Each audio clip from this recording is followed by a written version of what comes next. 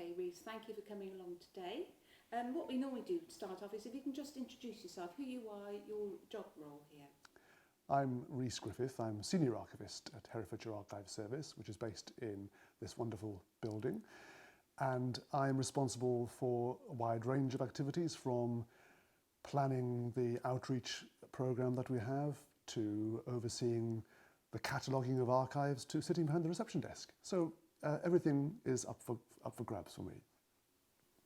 So we're sat in this wonderful building. I wonder if you could just take us on a little bit of a tour. What we have here, the context, what sort of collections you have and the age of them, and up to the present day. Right, well, we are a county archive in the way that you'd get a county archive in any county throughout the UK. So Shropshire will have one, London has one, they have one across the border in Powys. And the kinds of collections we have are the same as you would get in any county archive. So they would be records like the parish archives, registers of baptisms, marriages, that sort of thing, records from the diocese, the bishop's archives, which can be wide-ranging from wills to maps showing property ownership, businesses, local authority, courts, all of human life from about 1100 to pretty well the present day is captured here in one format or another, from parchment to digital. Okay, I wonder if you can give us some sort of sense of the sheer vastness of the material you have here and the importance of it in the county's social history type context and terms. Well, physically, we've got something in the order of about 2.5 miles of archives if they were laid end to end. So that when we moved here from our former home in Harold Street, it took about 6 weeks just to move the boxes. Before that, it took about 18 months to repackage and to clean them. So it's a huge collection. By the standards of many county archives, it's actually not that enormous, but it kind of reflects the population. And in a way, that's true of the archives as a whole, because the archives within a collection like ours reflect the people. And I think that's at the core of the work that we do. It's telling the story of the people of Herefordshire, whether it's through our very earliest document, which is a title deed of 1100, or whether it's wills describing what people owned and left back in the 16th century, whether it's photographs taken by Derek Evans. It's all about the story. And I think that's the key, the importance, because without a backstory, we are nowhere, are we, really? Talking about your existing photograph collections archive, can you just tell us a little bit about what you have? We'll come back to Derek Evans. Well, the archive is shot through with photographs, so whatever collection you come to, whether it's a parish collection or a business, you're bound to find photographs within them. But in addition to that, we have very large, discrete collections of photographs, including Derek Evans, which of course is one of the very largest.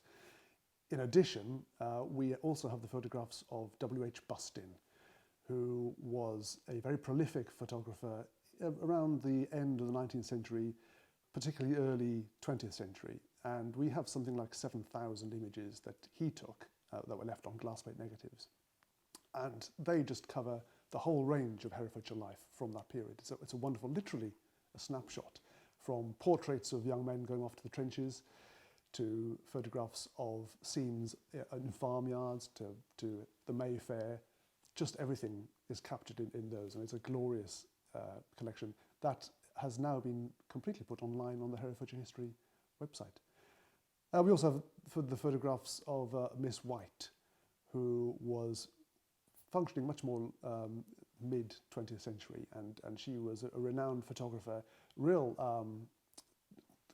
pathfinder for women in photography, really, and had a really high reputation for producing images for the likes of The Lady or Country Life. And you might think that that's not particularly serious type of setting, but actually what she captured was more of the image of the life of the county, from hop picking to farming activities like bringing in the stock and that sort of thing, to other portraits of key figures within Herefordshire at the time. So just talking about, photographs in your collection generically, why are they an important important addition to any archive, the photographic image? Photographs are an incredibly accessible medium. In a way, they possibly are the most direct route in to the window on the past. And I think they're a good way of setting the context and really capturing the life that that everybody lived at a particular time when the photograph was taken. They're so useful for adding colour, even though they may be monochrome, but colour in the sense of the texture of life, and bringing characters and people and events and practices like farming practices, the Mayfair and so forth, to life in a very direct and literally visual way. In the way that perhaps the more, certainly on the outwardly, records like title deeds and minutes of meetings of august organisations, valuable though they are, perhaps don't.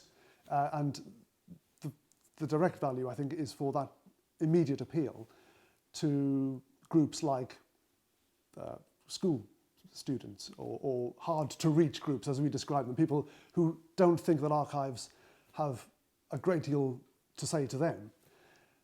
They're a great way in, a gateway source, if you like, for the kind of richness of record that we have within the archives. So somebody can start by looking at photographs, the more immediately exciting types of resources, and then realise, actually, there's more to this. You know, in the background of that image, there's a shop. How do I find out more about the shop? Who lived in the shop? Who's that person in the photograph? So when you start to unpick the photographs, they're like single stories in their own rights, really. You add layers to it by looking at other sources. So it's a great window and one on which you can expand your view of the past. So just resting on Derek Evans' collection, are you able to tell us a little bit about it? Its scale and what's within it? Or can you? Was that going to be a difficult question for you? And the value, yes. To the archives. Yeah. Yeah. I'm not sure of the numbers. I guess. You don't have exact numbers. Yeah. I mean, it's 200,000 negatives, I think. Right. And over 700 exhibitions. Well, there we are. Yeah. All right. Yeah. So if you could tell us a little about that. Right. When you're ready. The Derek Evans collection is on an enormous scale by any standard, and we were delighted when it was transferred to our safekeeping, and it coincided really with the move to this new building where we have special storage dedicated to the safekeeping of photographs with special conditions of temperature and humidity and that sort of thing. It's an enormous collection, certainly by means of the numbers of images. We have something in the order of 200,000 negatives, many hundreds of prints which were produced in order to exhibit his work, as well as thousands of individual photographs that are samples, if you like, of the whole range of what he was involved in, what he was interested in. And it's a collection that tells the story of somebody with not only very significant photographic skills, which I don't think you can necessarily learn.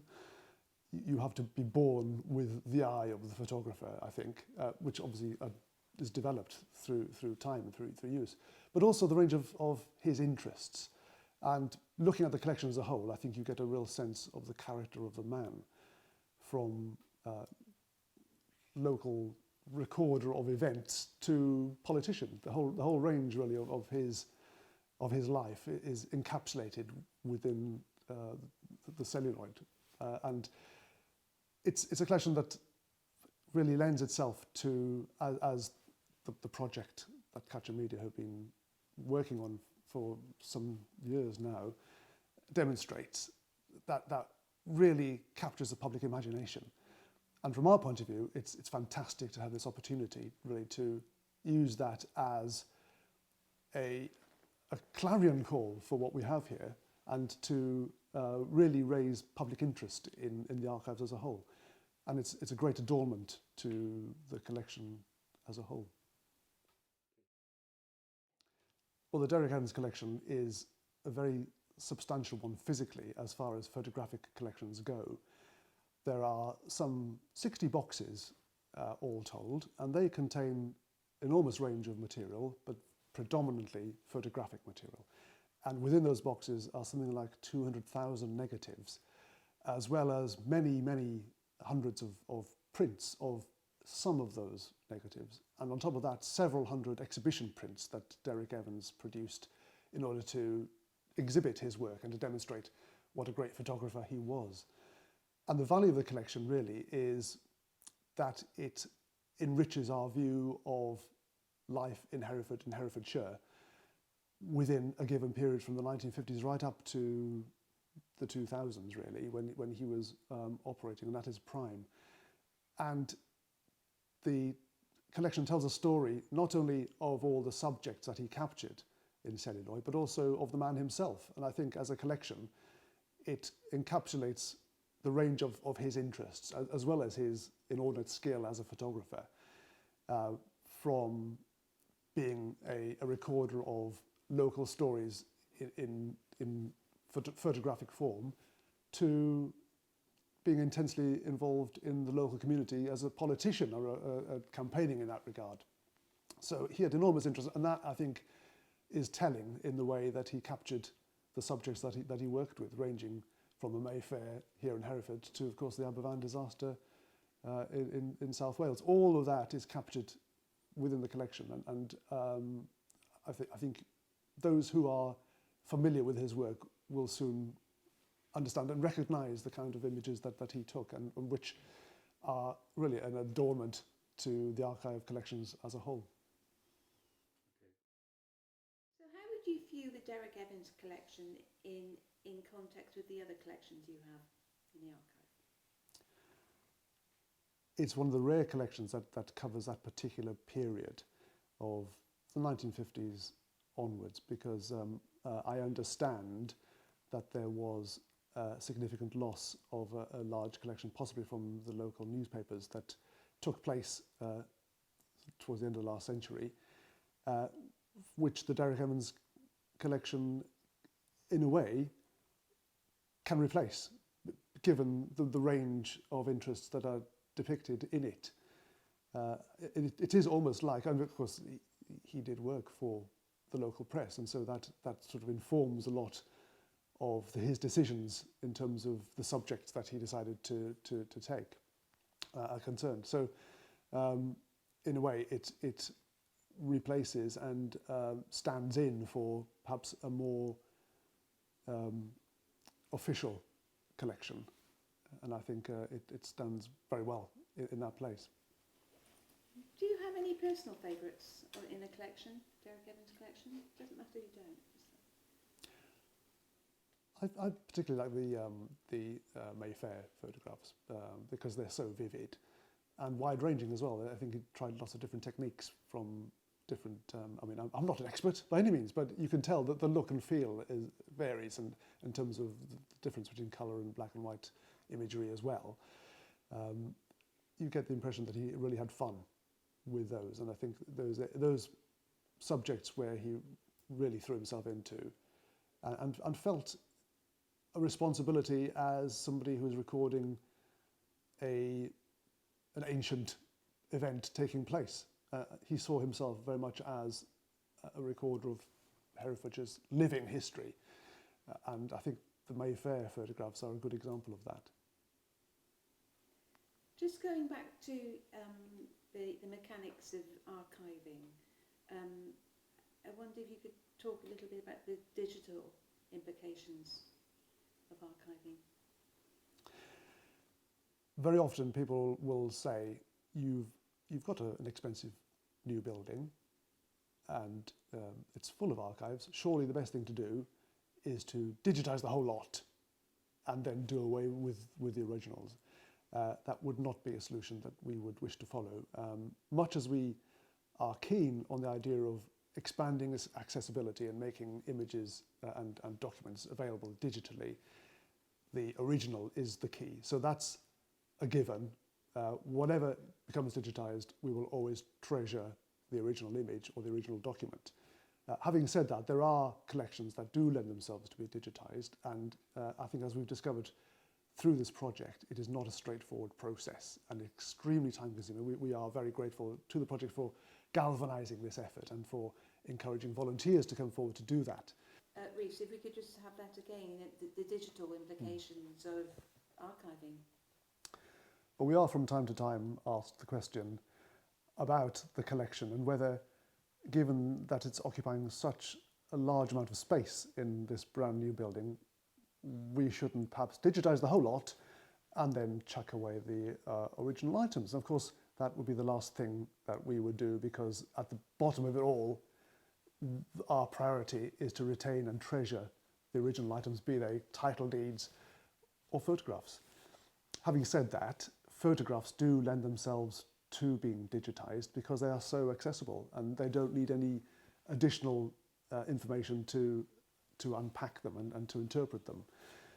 And to that end, we really are keen to digitize, and this is what we have been doing thanks to the project, which has galvanized our volunteers and brought in new volunteers to do that process. And it is a very time-consuming process, and without volunteers it would be an extremely expensive process.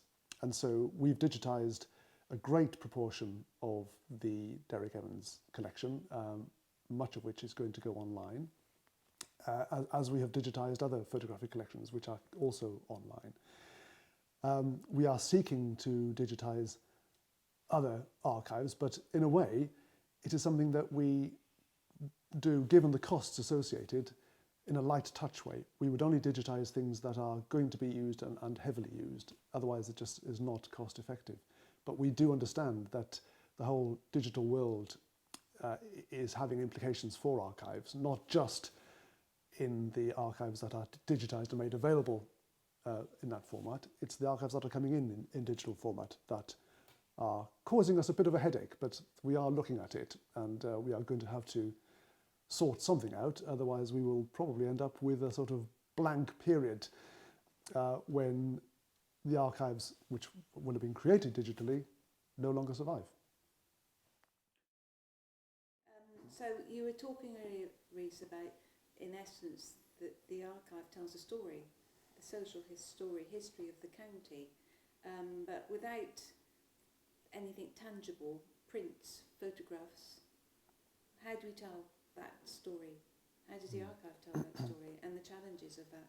Because nothing's printed off anymore, is it? It's all kept on the computer or in the cloud. That's right. Well, there are two sides to the digital story. One is about access, which is what this project ostensibly is about. It's about opening the door to the Derek Evans collection and making it available to as wide an audience as possible, ideally online. And that's where the digitizing of previously undigital material comes in, and that's where our volunteers come in. The other side of the question is about preserving information that is only available in a digital format.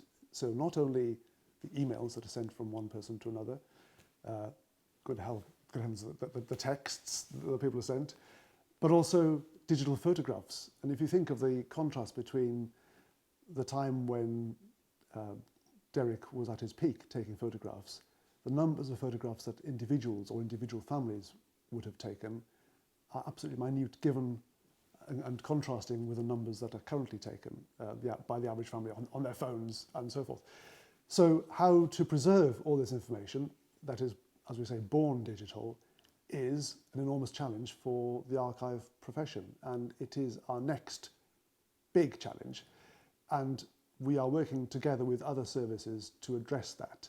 There are systems on the market that enable us to bring together, to capture and to store digital material as safely and as securely as we possibly can, so that it can be consulted in the future. But that will require investment of time and effort, but it is something that we are scratching our heads about, but getting together with colleagues in a partnership across the region to establish and to reach a solution to. Well, I think the Derek Evans collection can be used as a symbol to show how the way in which we capture information and memories has changed over the decades. When he was at his prime in the 50s, 60s, 70s and beyond, the numbers of photographs that were taken by individuals and by families were minute, in contrast with the thousands and thousands of images taken on a daily basis by individuals using cameras, using their mobile phones. And if you contrast that not only with Derek Evans' photographs, but with the early photographs that we have from, say, school groups who are getting together very rarely to have their photographs taken, you can tell it on their faces that this is not a comfortable experience for them because it's alien. How many photographs were they subject to and subjects of compared to now? And in a way, that is the one area where we have changed the most. It's a way we expose ourselves to our families and to the wider world by means of photographs. It's vastly different. Yeah, I'm just wondering, so why invest in a county archive? Why should people, invest not just financially but emotionally and socially? It all comes down to the value of history, really, and you can have lots of lofty ideas about if you don't know where you've been, you'll never know where you're going, which in a sense is true. But I think it's about understanding your place in the world and in the community. And so people come to us to explore the history of their families, the history of their houses, the history of their communities. They're all intimately interconnected, and I think the sense of belonging and of place is vitally important to people, particularly nowadays when there's such uncertainty and people have possibly afraid that their sense of place and their place is being eroded. They're losing control of that. And seeing evidence of their place, their home, their family as it was in the past, in one concrete place, it's a great resource, I think, to establish a kind of security, a community security in knowledge of past experiences and past stories, and it just adds richness to your understanding of where you are and where you've been. The archives are a crucial element in the evidence that we have for the way we lived our lives in the past and the way our predecessors lived their lives and the places they lived in.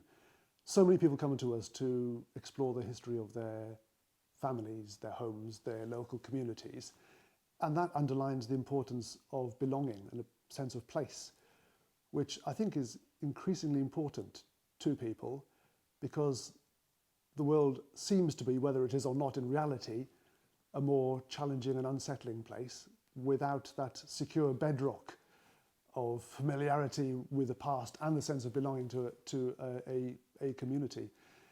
And you get the sense that people, when they come here, they're not only interested in the mechanics of discovering the past, they're also interested in the results of that. And it's much more than an interesting experience. It's fulfilling. And you can see from somebody who has just spent half an hour and discovered something, discovery is such an important part of that, that they are reaffirmed, their sense of belonging and their sense of understanding of their place in the world, possibly, perhaps that's too lofty, is underlined really by what they discover here. And I think it's crucially important that we maintain that and make it available for people to understand and enjoy, and also make it much more widely available for people, because it is for everybody. And I suppose possibly one could argue that an archive is something maybe cultured, this is all in quotes, cultured literary types, but I guess in a way, maybe you were saying this earlier, that photography, imagery, is a really easy way in, isn't it? Yeah. I wonder if we can just explore that a little bit. It's a direct, photography is a direct route to the past, and doesn't demand the kind of skills, because you do require skills, however basic they may be, and you do require them, that you do need to understand the archives that we do have. And there's no getting away from the fact that many of our archives are beyond the reach of many people, including myself, I have to confess, because they are in a language that most people don't understand. We've got lots of Latin documents. So it is not the case that everybody can look at everything and understand it. You need skills for that, but there are different sets of skills for different sets of archives and for different sets of memories. And of course there are people who interpret these things, and all of this feeds into an understanding of the story that we all share. So what I'm really anxious to happen is that people use sources like the Derek Evans collection to see that there is something for them to buy into, because it is a publicly owned facility, and it is for the public to use and enjoy and to get an enormous amount of benefit from.